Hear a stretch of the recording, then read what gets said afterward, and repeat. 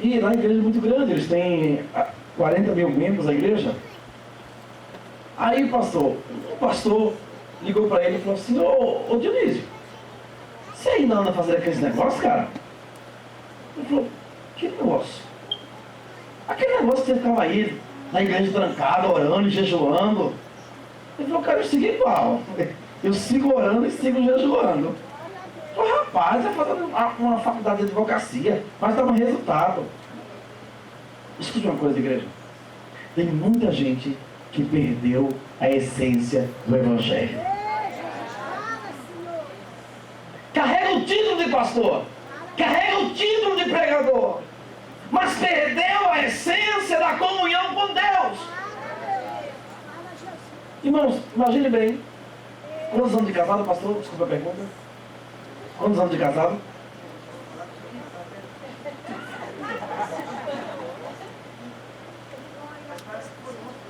Né? Amém. Graças, olha aí. É que o amor e a paixão seguem. Amém? O pastor Sig é apaixonado pela esposa dele. Graças a Deus. Né? Faz alguns anos. Eu escutei ali 20 e tantos anos, né, pastora? Então imagina bem que a pastora está casada com o pastor há 20 e tantos anos. E durante 20 e tantos anos, ela não conversa com ele. Ela não conversa com ele. Estão casados, mas não tem conversa. Tá um lá e outro aqui. Isso é relacionamento? Não, não é relacionamento. Como é que você quer se relacionar com Deus sem falar com Ele? Como é que você quer ter comunhão com Deus sem comentar com Ele, sem falar com Ele, sem ter um diálogo com Ele? E eu venho essa noite para dizer para você: deixe de andar de moleta, deixe de estar correndo atrás dos outros, põe a tua cara no chão e vai falar com Jeová, porque tem poder para mudar a tua vida, para mudar a tua história e fazer aquilo que você não pode.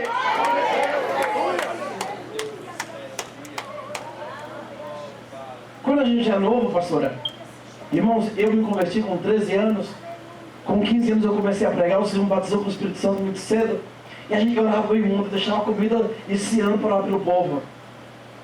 E sabe o que eu vi, irmãos? O Senhor me ensinou. E o Senhor disse para mim: meu filho, ensine o povo a orar. Eles têm pastores, eles têm que aprender a clamar. Eles têm que estar no deserto e não estar buscando socorro em alguém. Eles têm que colocar a cara no chão e eles falar comigo, porque eu quero falar com eles.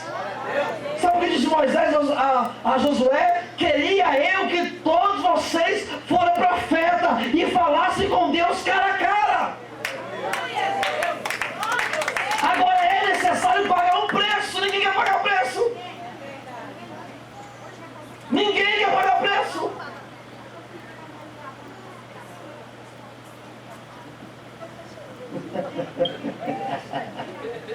É bem assim. Mas eu quero que todos que têm Bíblia abram no livro de 1 Samuel. 1 Samuel, capítulo 10.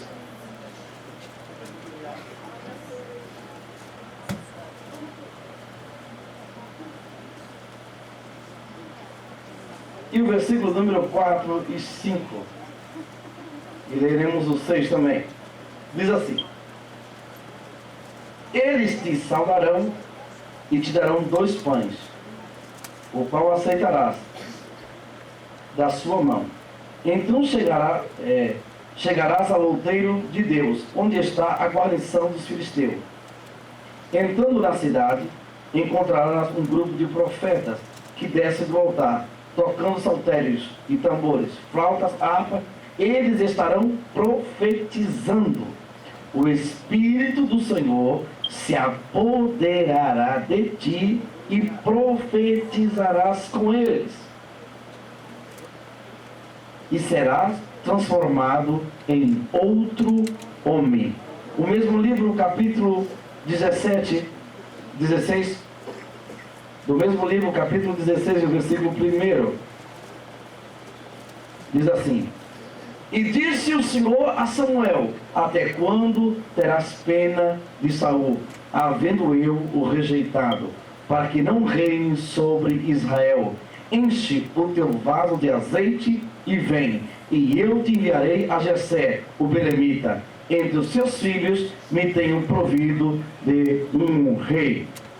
Amém? Só até aqui. Eu quero que você olhe para alguém e diga para ele: enche o teu vaso e vem.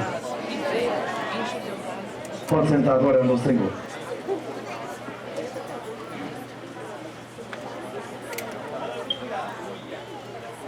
Todos conhecem, irmãos, a história do nosso amado e querido rei Saul. Homem que não era rei, não tinha nesse tempo a monarquia em Israel. E o que operava naquela época era a teocracia, ou seja, um homem dirigido por Deus que revelava ao homem aquilo que Deus falava para ele. Quem era naquele tempo o sacerdote, o juiz, o profeta? Era simplesmente nosso irmão Samuel. Era um homem de Deus. Samuel era um homem que tinha um conceito celestial, tinha comunhão com Deus, a ponto de quando Israel pedia um rei, Deus dizia para Samuel: Samuel, eles não estão rejeitando a você, eles estão rejeitando a mim. Então eu entendo uma coisa: todo aquele que rejeita a pessoa que Deus envia, não está rejeitando a pessoa, está rejeitando a Deus. Então se vem alguém da parte de Deus, receba o que vem de Deus, porque o que vem de Deus traz paz, o que vem de Deus traz saúde, o que vem de Deus traz força, o que vem de Deus levanta, o que vem de Deus põe em pé.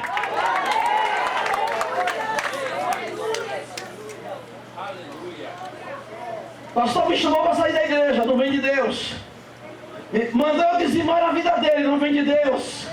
Pastor me disse uma coisa que a minha pastora, que o meu pastor, não vem de Deus. Aquele que vem semeando contenda não vem de Deus. Aquele que traz divisão não vem de Deus. Aquele que traz contenda não vem de Deus. Quem vem de Deus traz paz, traz alegria, traz união. Tem uma coisa, pastor: a única contenda que tem aquele que vem de Deus é a contenda dele com o pecado, é a contenda dele com o mundo. Ele não aceita o pecado, ele não aceita o mundo, ele não concorda. Eu não aceito, eu não aceito, eu não concordo, eu não entro, eu não vou, porque o sangue de Jesus tem poder.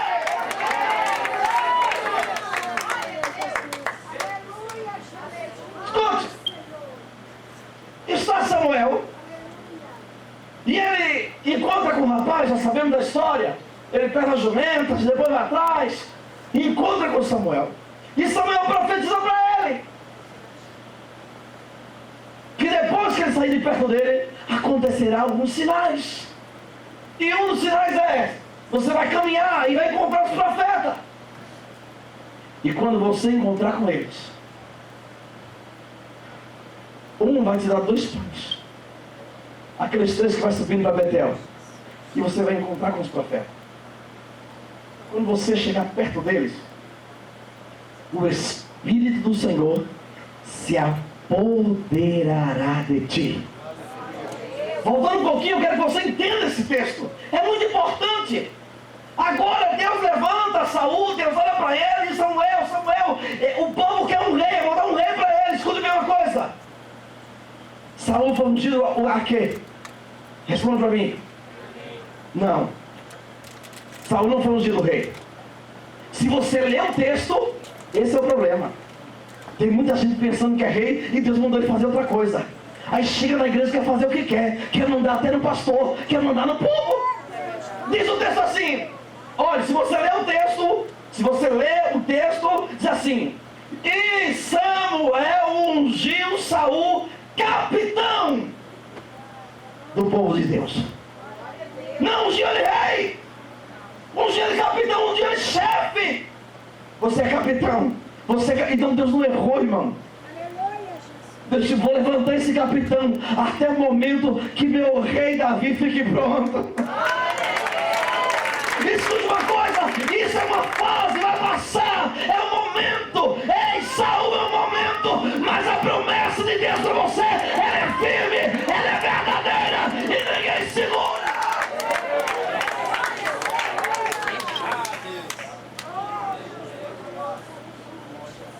Escute,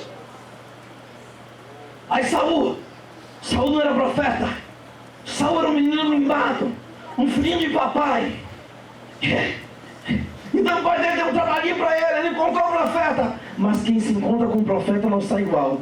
Quem se encontra com o profeta não sai do mesmo jeito. Quem se encontra com o profeta sai marcado, sai transformado, sai abençoado. Quem se encontra com o profeta sai com a bênção na mão. Quem se encontra com o profeta de Jeová, no mínimo ele sai com o reino, no mínimo ele sai com a autoridade. Quem se encontra com o profeta e se humilha, no mínimo ele sai debaixo de uma bênção, adorando o Deus que vive para sempre.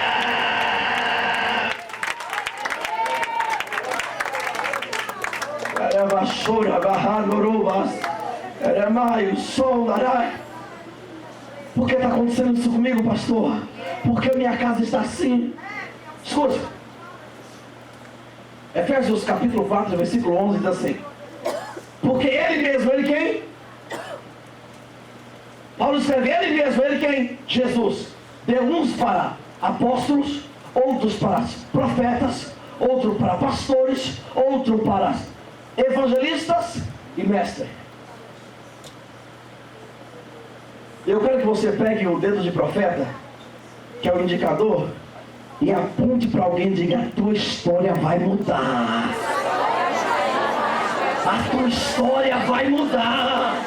Não tem irmão como encontrar